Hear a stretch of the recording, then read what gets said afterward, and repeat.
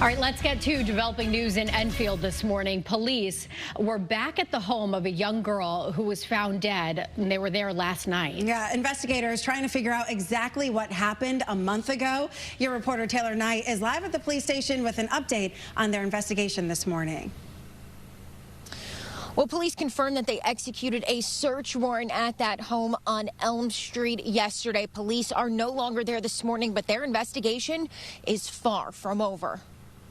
12-year-old Eve Rogers was found dead inside her bedroom in this home back in March. Autopsy results found that she had been sexually assaulted. Her stepfather, Anthony Federline, now facing risk of injury to a child and sexual assault charges.